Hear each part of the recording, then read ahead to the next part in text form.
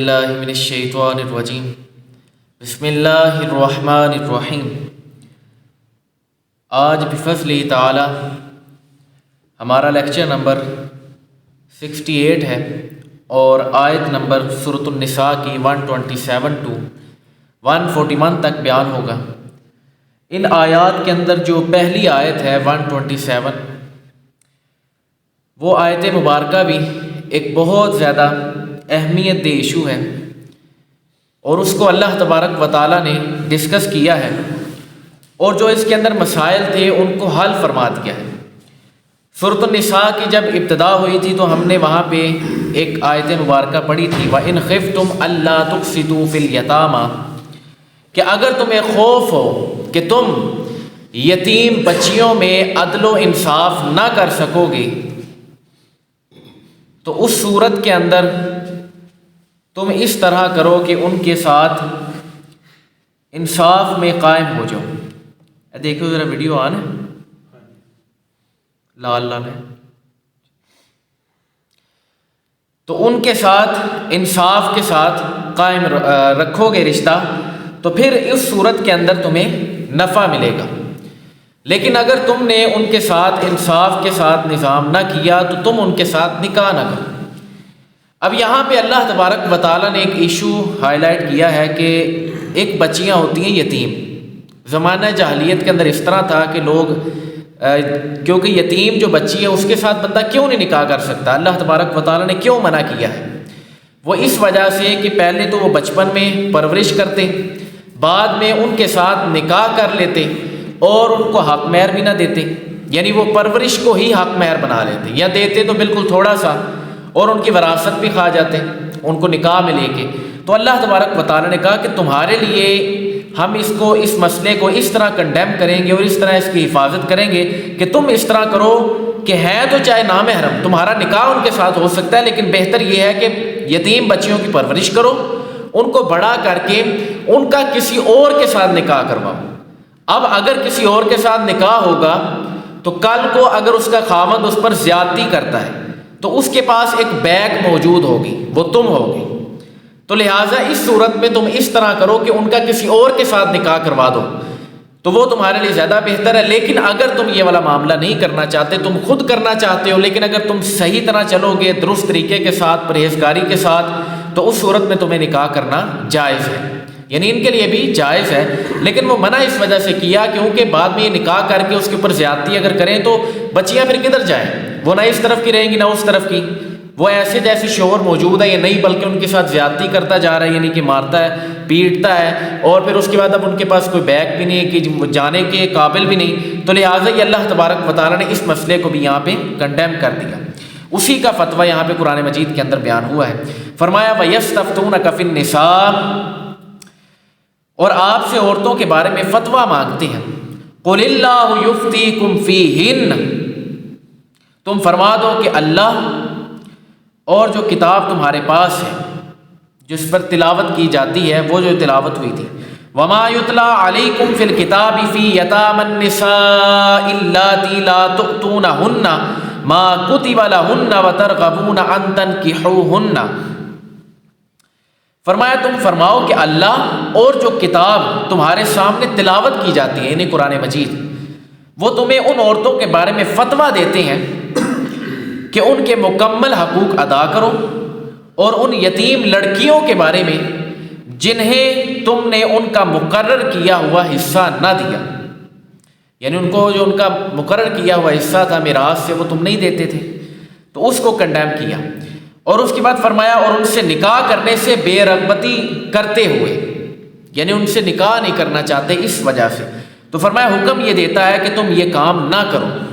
اس طرح کا معاملہ نہ کرو کہ ان کے ساتھ ان کا حق بھی نہ دو اور ان کے ساتھ نکاح بھی کر لو، اور پھر اگر نکاح کر لیں تو پھر بے رغبتی کر رہے ہو، تو یہ والے نظام نہ کرو۔ اس چیز کو اللہ تبارک و تعالیٰ نے یہاں پہ ہائی لائٹ کیا۔ اس کے بعد فرمایا وَالْمُسْتَضْعَفِينَ مِنَ الْوِلْدَانِ،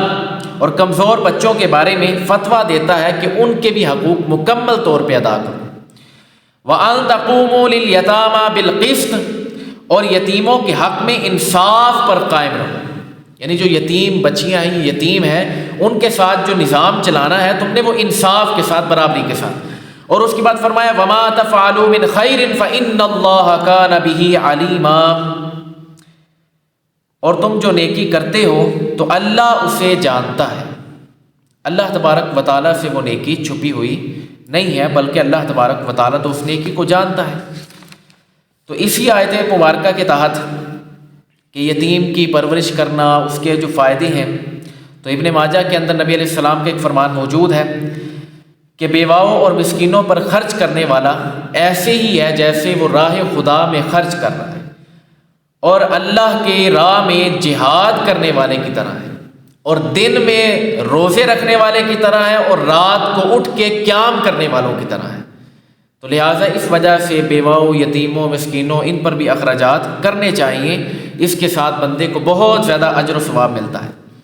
اس کے بعد اللہ تبارک و تعالیٰ نے ایک بہت اہمیت دہ مسئلہ حل فرمایا ہے کہ بعض اوقات عورت بوڑھی ہو جاتی ہے، اب مرد کا اس کی طرف اٹریکشن والا معاملہ نہیں ہوتا، سیکس پوائنٹ آف ویو سے وہ مطلب نظام اس قدر نہیں ہوتا، تو لہٰذا اس وجہ سے اب مرد اس سے بے رغبتی کرتا ہے، اور عورتیں بھی آگے سے کہتی ہیں کہ ہمیں پورا حق چاہیے۔ تو یہاں پہ اللہ تبارک و تعالیٰ نے ایک بڑے خوبصورت انداز کے ساتھ کہا کہ آخری دم تک رشتے کو نبھاؤ، اگرچہ مرد بے رغبتی اظہار کر رہا ہے تو عورتوں کو چاہیے کہ وہاں پہ تھوڑی سی قربانی دیں، صرف عورتوں سے نہیں مانگی، مردوں سے بھی مانگی ہے اس کے مقابلے میں، کہ عورتیں اپنا تھوڑا سا حق کہیں کہ ہم معاف کر دیتے ہیں، اور مرد پھر ان سے اچھا سلوک کریں ایک اخلاق کی بنیاد پر، یعنی اس حساب سے کر لیں۔ وہاں پہ فرمایا وَإِنِ امْرَأَةٌ خَافَتْ مِن بَعْلِهَا نُشُوزًا، اور اگر کسی عورت کو اپنے شوہر کی زیادتی او اعراضًا یا بے رغبتی کا اندیشہ، فَلَا جُنَاحَ عَلَيْهِمَا، تو ان پر کوئی حرج نہیں کہ أَن يُصْلِحَا بَيْنَهُمَا صُلْحًا، کہ آپس میں صلح کر لیں، وَالصُّلْحُ خَيْرٌ، اور صلح کرنا یہ ان کے لیے بہتر ہے، کہ یہاں پہ ایک دوسرے سے اگر علیحدہ ہوں گے، طلاق دے دیں گے تو پھر وہ نقصان ہوگا، تو وہ صلح کرنا ان کے لیے زیادہ بہتر ہے۔ اور اس کے بعد فرمایا وَأُحْضِرَتِ الْأَنفُسُ الشُّحَّ، اور دل کو لالچ کے قریب کر دیا گیا ہے، یعنی بندے کا جو دل ہے، نفس ہر وقت لالچ کے قریب ہے کہ اس کی یہ تڑپ ہوتی ہے کہ ہم بہترین کی طرف جائیں، اب اس عورت کے ساتھ اس کو فائدہ نہیں رہا تو لہٰذا وہ کہتا ہے کہ اب میں یہ والا نظام کیوں چلاؤں۔ تو یہاں پہ فرمایا کہ اس صورت کے اندر بھی عورت بھی قربانی دے اور مرد بھی دے۔ مرد یہ ہے کہ اگرچہ اس کی طرف اٹریکشن نہیں ہو رہا لیکن پھر بھی اس کے ساتھ حسن سلوک کرے، پیار محبت سے پیش آئے۔ عورت اس طرح کرے کہ جہاں پہ اس کا پورا حق بنتا تھا، نان و نفقے وغیرہ کا تھا، وہ پھر وہاں پہ اس کے ساتھ ناجائز ڈیمانڈیں نہ رکھے، یعنی وہاں پہ اب یہ نہ کہے کہ مجھے یہ بھی چیز چاہیے، یہ بھی لا کے دو، اس طرح کا معاملہ پھر چھوڑ دے۔ جس کے اوپر ایک بہت ہی پیاری حدیث ملتی ہے سنن ابو داؤد کے اندر کہ نبی علیہ السلام کی ایک زوجہ تھی حضرت سودا، ہماری اماں جان حضرت اماں سیدہ سودا رضی اللہ تعالی عنہا، یہ بہت زیادہ بوڑھی ہو چکی تھی، تو ہر وقت ان کو اندیشہ ہوتا تھا، خوف ہوتا تھا کہ نبی علیہ السلام مجھے طلاق نہ دے دیں۔ حالانکہ یہ بات نبی علیہ السلام کے اخلاق طیبہ سے بعید ہے، دور ہے، لیکن اس کے باوجود بھی اندیشہ تھا عورت ہونے کے بنیاد پر۔ تو انہوں نے کیا کیا، نبی علیہ السلام سے کہا یا رسول اللہ میں یہ چاہتی ہوں کہ آپ میری جو باری ہے، کیونکہ 11 بیویاں تھیں تو ایک ایک باری رکھی ہوئی تھی نبی علیہ السلام نے، تو میں اپنی باری ہبہ کرتی ہوں آپ کی دوسری زوجہ کو، حضرت سیدہ اماں عائشہ رضی اللہ تعالی عنہا کو۔ تو وہ ان کو ہبہ کر دی۔ تو اب نبی علیہ السلام ان کے پاس نہیں جایا کرتے تھے لیکن طلاق نہیں لی، یعنی طلاق ہونے نہیں دی۔ انہوں نے کہا کہ میرا رشتہ، میرا نسب آپ کے ساتھ جڑا رہے، میرا تعلق آپ کے ساتھ قائم رہے، کیونکہ کل قیامت والے دن بھی میں آپ کی بیویوں میں شمار ہونا چاہتی ہوں۔ تو لہٰذا اس بنیاد پہ انہوں نے یہ قربانی والا معاملہ کیا، اور واقعے میں کون کس کو دیتا ہے؟ حضرت سیدہ عائشہ پھر بعد میں فرمایا کرتی تھی، صحیح مسلم کے الفاظ ہے کہ کاش میں سودا کے ایک جسم کا ایک ٹکڑا ہوتی کہ اتنا بڑا جگرا کہ کسی دوسری، یعنی اپنی سوکن کے لیے اتنا بڑا جگرا نکالنا کہ اس کو اپنی باری دے دینا، تو یہ بہت ایک بڑا کام تھا۔ تو یہاں پہ اللہ تبارک و تعالیٰ نے کہا کہ دل کو لالچ کے قریب کر دیا گیا ہے۔ وَإِن تُحْسِنُوا، اگر تمہاری احسان کے ساتھ، نیکی کے ساتھ روش ہو، وَتَتَّقُوا، اور پرہیزگاری اختیار کرو، فَإِنَّ اللَّهَ كَانَ بِمَا تَعْمَلُونَ خَبِيرًا، تو اللہ کو تمہارے کاموں کی خبر ہے، اللہ تبارک و تعالیٰ تو تمہارے کاموں کو جانتا ہے۔ اور اس کے بعد فرمایا کہ وَلَن تَسْتَطِيعُوا أَن تَعْدِلُوا بَيْنَ النِّسَاءِ وَلَوْ حَرَصْتُمْ فَلَا تَمِيلُوا كُلَّ الْمَيْلِ فَتَذَرُوهَا كَالْمُعَلَّقَةِ۔ فرمایا اور تم سے ہرگز نہ ہو سکے گا کہ عورتوں کو برابر رکھو، اگرچہ تم کتنی ہی اس کی حرص کرو، جتنی مرضی کوشش کر لو، تو یہ نہ کرو کہ ایک ہی بیوی کی طرف پورے کے پورے جھک جاؤ اور دوسری لٹکتی ہوئی چھوڑ دو۔ یعنی یہ اسی کو ایشو جو شروع میں آیات آئی تھی سورۃ النساء کی، فَانكِحُوا مَا طَابَ لَكُم مِّنَ النِّسَاءِ مَثْنَىٰ وَثُلَاثَ وَرُبَاعَ، کہ تمہیں پسند ہے 2 2 3 3 4 4 ان سے نکاح کر لو۔ تو 2 3 4 کا جب ایشو آیا تو یہاں پہ اللہ تبارک و تعالیٰ نے کہا یہ ہو ہی نہیں سکتا کہ تم ان سب میں برابری کر سکو، جتنی مرضی تم کوشش کر لو۔ لیکن ہاں دلی مدے کا طبی ملان ایک کی طرف ہوتا ہے، لیکن نان و نفقہ اس کے اخراجات سب کے برابر طور پہ پورے کرنے پڑیں گے۔ دل سے چاہے کسی ایک کی طرف زیادہ رغبت ہے تو اس پر تو چلو چھوٹ ہو جائے گی، لیکن اللہ تبارک و تعالیٰ نے کہا اتنا کہ دوسری بیوی لٹکتی رہ جائے، وہ ایسے گمان کرے کہ پتہ نہیں میرا شوہر ہے بھی یا نہیں، مہینوں مہینوں تک دوسری بیوی کو ٹائم نہ دے، وہ ایک بیوی کے پاس جا کے بیٹھ گیا۔ تو طبی ملان یہ ہو سکتا ہے، لیکن اگر ٹائمنگ کے اندر باری کے اندر فرق کیا تو اس صورت کے اندر وہ بندے کی گرفت ہو جائے گی۔ یہاں پہ پھر اللہ تبارک و تعالیٰ نے وہی الفاظ دہرائے اور فرمایا وَإِن تُصْلِحُوا وَتَتَّقُوا، اگر تم نیکی اور پرہیزگاری اختیار کر لو، فَإِنَّ اللَّهَ كَانَ غَفُورًا رَحِيمًا، تو بے شک اللہ بخشنے والا مہربان ہے۔ اب یہ دیکھیں اسلام نے آخری دم تک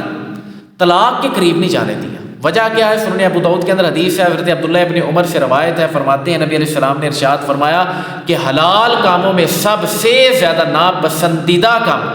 نبی علیہ السلام فرماتے ہیں اللہ کے حضور وہ حلال کام ہے لیکن ناپسندیدہ ہے۔ وہ کیا ہے؟ تو نبی علیہ السلام نے فرمایا وہ طلاق ہے تو حلال، کیونکہ حلال اس وجہ سے رکھیے کہ ایک وقت ایسا آتا ہے کہ جب دینے پڑ جاتی ہے تو وہاں پہ پھر اس کے لیے حلال ہے، لیکن یہ ہے کہ ناپسندیدہ ہے۔ تو آخری دم تک، حتیٰ کہ نبی قرآن مجید کے اندر سورۃ النساء کے اندر جو پیچھے ہم نے آیات پڑھی ان کے اندر یہ تذکرہ آیا ہے کہ اگر عورت بے حیائی بھی پھیلائے اس صورت میں بھی اس کو ڈائریکٹ طلاق نہیں دینی، ہاں لیکن ترتیب ایک بتائی، کہا کہ پہلے اس کے ساتھ اپنا بستر علیحدہ کر لو، اگر پھر بھی وہ باز نہیں آ رہی پھر اس کو مارو۔ مارنا اس طرح نہیں ہے، صحیح بخاری کے اندر بھی حدیث ہے، نبی علیہ السلام نے چہرے پہ مارنے سے منع کیا، یعنی جس طرح بندہ بچے کو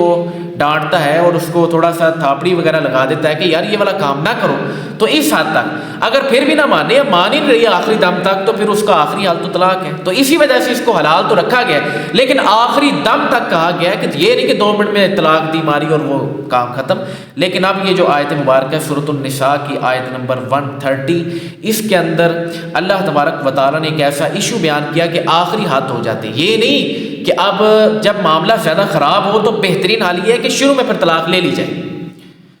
یہ جو ہم سنتے ہیں نا کہ 20 سال بعد طلاق ہوئی ہے، یہ ہوتا ہے رشتہ داروں کی بنیاد پر، یعنی وہ کہتے ہیں لڑکے والوں کی طرف سے کوئی رشتہ نبھا، وہ لڑکی والے کی طرف سے کہتے ہیں رشتہ نبھا لو، وہ نبھاتے یا بچوں کی آڑ کی وجہ سے کہ یار بچے اب کیا ہوگا، یہ نہیں پھر سوچنا۔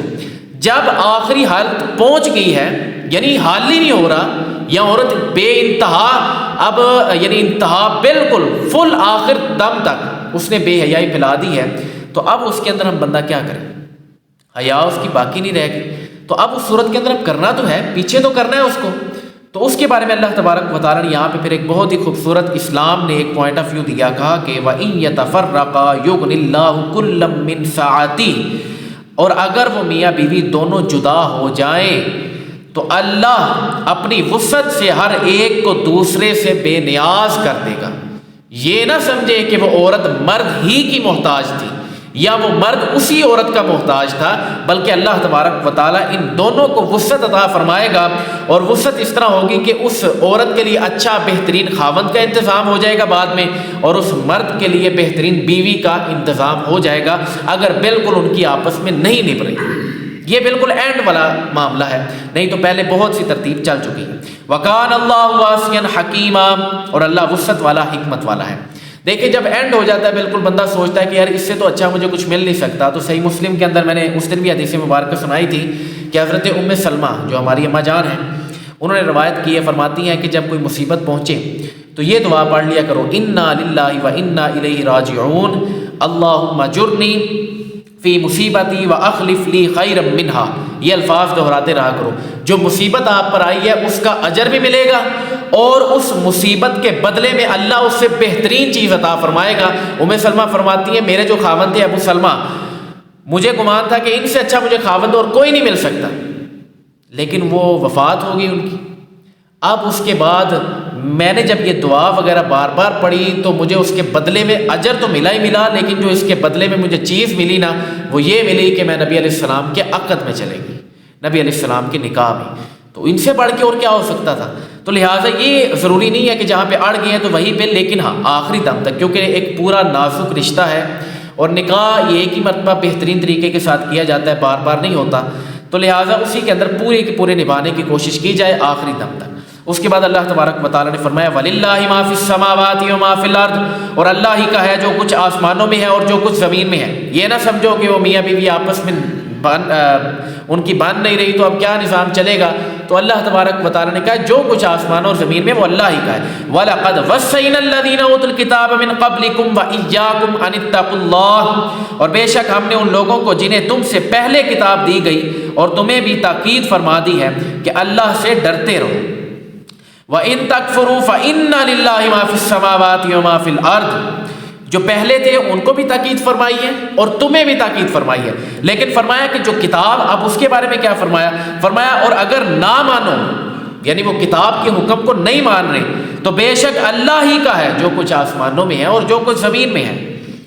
وَكَانَ اللَّهُ غَنِيًّا حَمِيدًا، اور اللہ بے نیاز ہے، خوبیوں کا مالک ہے، اللہ تو بے نیاز ہے. اور اس کے بعد فرمایا وَلِلَّهِ مَا فِي السَّمَاوَاتِ وَمَا فِي الْأَرْضِ وَكَفَى بِاللَّهِ وَكِيلًا، اور اللہ ہی کا ہے جو کچھ آسمانوں میں ہے اور جو کچھ زمین میں ہے اور اللہ کافی کارساز ہے. اب اگلے جملے وہ ہمارے لیے ایک رائے ہدایت ہے، سمجھنے کے لیے بہت زیادہ اہمیت دی ہے. فرمایا إِن يَشَاءْ يُذْهِبْكُمْ أَيُّهَا النَّاسُ وَيَأْتِ بِآخَرِينَ. یہ بڑے حیرت انگیز الفاظ ہیں. نبی اللہ تبارک و تعالیٰ نے فرمایا اے لوگوں، اگر وہ چاہے تو تمہیں لے جائے، یعنی جتنی قوم ہے ان سب کو فنا کر دے اور دوسروں کو لے آئے. وَكَانَ اللَّهُ عَلَى ذَلِكَ قَدِيرًا، اور اللہ اس پر قادر ہے، یعنی تم سب کو فنا کر دے اور ایک نئی قوم لے آئے، پھر ان کو چاہے فنا کر دے کوئی نئی قوم لے آئے. یہ تو اللہ کے لیے ایک بالکل کن اور فیکن والا معاملہ ہے. بس کن کہے گا ہو جا تو وہ اسی وقت ہو جائے گا. یہ تو اللہ کے لیے بس اتنا سا. یہ نہ سمجھنا کہ ایک ہی، جب اللہ تبارک و تعالیٰ نے ایک تاکید بھی فرمائی ہے کہ ایک ہی بیوی کے اوپر جو تم منحصر ہو گئے ہو یا بیوی ایک ہی مرد کے اوپر منحصر ہو گئی ہے، تو یہ نہ سمجھو بس اتنا ہی ہے. اللہ چاہے تو ان کے بدلے بڑا کچھ عطا کر سکتا ہے. تو لہٰذا اس چیز کے اوپر نہیں رکنا چاہیے، بلکہ اللہ تبارک و تعالیٰ اس قدر خوبیوں والا ہے کہ فرماتا ہے کہ تم سارے فقیر ہو، جس کو میں غنی کروں تو میں ہی کرتا ہوں. تم سارے بے لباس ہو، جن کو میں لباس پہناتا ہوں تو وہی لباس پہنتا ہے. تم سارے کے سارے بالکل منگتے ہو، جن کو میں دیتا ہوں وہی حقدار ہوتا ہے، اس کے علاوہ نہیں. تو یہ اللہ تبارک و تعالیٰ کی شان ہے، وہ جو کچھ بھی چاہتا ہے وہ کہتا ہے کن تو فیکن ہو جاتا ہے. اس کے بعد فرمایا من کان یرید ثواب الدنیا فعند اللہ ثواب الدنیا والآخرہ وکان اللہ سمیعا بصیرا. جو دنیا کا انعام چاہتا ہے تو دنیا و آخرت کا انعام اللہ ہی کے پاس ہے اور اللہ ہی سنتا ہے، دیکھتا ہے. یعنی جو بندہ دنیا کے اندر اجر چاہے گا دنیا ہی مقصود رکھتے ہوئے تو اس کو دنیا مل جائے گی، لیکن جس نے اللہ کی رضا کے لیے عمل کیا تو اس کو دنیا اور آخرت دونوں چیزیں مل جائیں گی. تو ارادے کے اندر، عزم کے اندر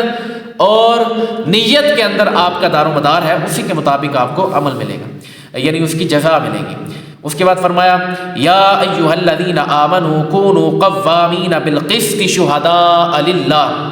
اب اس کے اندر بھی ایک بڑا پیارا سا پوائنٹ آف ویو ہے کہ اللہ تبارک و تعالیٰ نے فرمایا کہ اگرچہ تمہیں اپنے خلاف ہی گواہی دینے پڑے نا اے ایمان والوں، تو اس صورت میں بھی تیار رہنا ہے. اور اگر اپنے والدین کے خلاف گواہی دینے پڑ گئی تو ادھر بھی تیار رہنا ہے. رشتہ داروں کے خلاف گواہی دینے پڑ گئی تو تب بھی تیار رہنا ہے. انصاف کا پہلو نہیں چھوڑنا. ہر دفعہ وہی قوم برباد ہوتی ہے جو انصاف کو پشت ڈال دیتی ہے، انصاف کو ملحوظ خاطر نہیں رکھتی تو وہ قوم برباد ہو جاتی ہے. فرمایا یا ایھا الذین آمنوا کونوا قوامین بالقسط شہداء للہ. اے ایمان والو اللہ کے لیے گواہی دیتے ہوئے انصاف پر خوب قائم ہو جاؤ. ولو علی انفسکم او الوالدین والاقربین، چاہے تمہارے اپنے یا والدین یا رشتہ داروں کے خلاف ہی کیوں نہ ہو، دینی حق پر مبنی بات ہے۔ یہ اللہ تبارک و تعالیٰ، یہ وہی اللہ کہہ رہا ہے کہ جس نے جب بھی قرآن مجید کے اندر 3 سے 5 جگہ پر ایسے مقامات ہیں جہاں پہ عقیدہ توحید کے ساتھ ہی اپنے والدین کے ساتھ اس نے سلوک کا ذکر کی، وہی اللہ کہہ رہا ہے کہ اگر والدین کے خلاف بھی گواہی دینے پڑ جائے اور اگر وہ جھوٹ پر مبنی بات کر رہے ہیں تو وہاں پہ گواہی دینی ہے، انصاف کا پہلو نہیں چھوڑنا، اپنے خلاف بھی اگر دینے پڑ جائے تو دینی ہے۔ اور اس کے بعد فرمایا ان یکن غنیا او فقیرا فاللہ اولی بہما، جس پر گواہی دو وہ غنی ہو یا فقیر، بہرحال اللہ ان کے زیادہ قریب ہے۔ فقیر ہے، غنی ہے، یعنی بندہ بعض اوقات ترس کھاتا ہے کہ یار یہ بندہ غریب ہے تو چلو کوئی نہیں، وہ بڑے کو پھنسا دیتے ہیں تو بندہ نکل جائے گا، اور بعض اوقات بندہ کہتا ہے نہیں یار یہ امیر کو پھنسانا ہے، یار اس کے پاس پیسہ ہے یہ تو بعد میں نکل جائے گا۔ تو فرمایا اس طرح کے معاملے نہیں کرنے، غریب ہے امیر ہے، انصاف کا تقاضا۔ اس کے بعد فرمایا فلا تتبعوا الهوى ان تعدلوا، تو نفس کی خواہش کے پیچھے نہ چلو، عدل نہ کرو، کہ یعنی کہ عدل نہ کرو، یعنی نفس کی خواہش کے پیچھے اس قدر نہیں چلنا کہ تم عدل کو ہی بھول جاؤ، اپنے نفس کو اپنے دل کو اس قدر لالچ کے اندر نہ ڈالو۔ وَإِن تَلْوُوا أَوْ تُعْرِضُوا فَإِنَّ اللَّهَ كَانَ بِمَا تَعْمَلُونَ خَبِيرًا، اگر تم ہیر پھیر کرو یا اپنے منہ پھیرو تو اللہ کو تمہارے کاموں کی خبر ہے، یعنی اگر تم یہاں پہ ہیرا پھیری کرنے کی کوشش کرتے ہو، تم 2 نمبری کرنے کی کوشش کرتے ہو تو اللہ تبارک و تعالیٰ تو جانتا ہے۔ وہ صحیح بخاری شریف کے اندر ایک حدیث مبارکہ ہے کہ سیدہ عائشہ رضی اللہ تعالیٰ عنہ فرماتی ہیں کہ ایک قبیلہ قریش کی ایک عورت تھی فاطمہ نامی، اس نے چوری کی، معزز ترین تھی، تو لوگوں نے کیا کیا، ان کے خاندان والوں نے اسامہ ابن زید کے ساتھ نبی علیہ السلام بڑا پیار کیا کرتے تھے، تو ان کو آگے کر دیا کہ آپ جا کے سفارش کریں۔ تو اسامہ ابن زید آگے بڑھے، انہوں نے سفارش کی تو نبی علیہ السلام نے اسی وقت ممبر سجایا، اور حالانکہ اسامہ ابن زید کی کوئی بات ٹالا نہیں کرتے، بلکہ تو نبی علیہ السلام واقف ہو غیر واقف ہو کسی کی بات نہیں ٹالا کرتے تھے، حتیٰ کہ حدیث ہمیں یہ بھی ملتی ہے کہ نبی علیہ السلام کی بارگاہ کے اندر ایک صحابی ہے، انہوں نے کہا یا رسول اللہ آپ کے اوپر جبہ، یمنی جبہ بڑا پیارا لگ رہا ہے تو مجھے یہ دے دیں۔ نبی علیہ السلام اندر تشریف فرما ہوئے، چینج کیا اور ان کو یہ تحفہ دے دیا، ہبہ کر دیا۔ نبی علیہ السلام اس قدر یعنی لوگوں کے دلوں کا محبت کے ساتھ خیال رکھا کرتے تھے، لیکن یہاں پہ اسامہ ابن زید آئے سفارش کے لیے، نبی علیہ السلام کھڑے ہوئے ممبر پہ اور کہا کہ اللہ کی قسم پچھلی امتیں بھی اسی وجہ سے برباد ہوئی ہیں کہ انہوں نے انصاف کا پہلو چھوڑا، انہوں نے امیروں کے لیے تو سزائیں نہ رکھی، غریبوں کے اوپر سزاؤں کو مسلط کیا۔ اللہ کی قسم جس کے قبضہ قدرت میں مجھ محمد کی جان ہے، اگر محمد کی بیٹی فاطمہ بنت محمد ہوتی اور وہ بھی چوری کرتی تو میں محمد اس کے بھی ہاتھ کاٹ دیتا۔ تو یہ بہت بڑا جملہ ہے صلی اللہ علیہ وآلہ وسلم، یعنی اتنے بڑے الفاظ نبی علیہ السلام نے ادا کیے ہیں، تو سمجھیں کہ پھر کتنا بڑا ایشو ہے انصاف کا پہلو چھوڑنا۔ یا ایھا الذین آمنوا آمنوا باللہ ورسولہ والکتاب الذی نزل علی رسولہ والکتاب الذی انزل من قبل، اے ایمان والو اللہ اور اس کے رسول پر اور اس کتاب پر جو اس نے اپنے رسول پر اتاری، وہ اس کتاب پر جو اس سے پہلے نازل کی ہمیشہ ایمان رکھو۔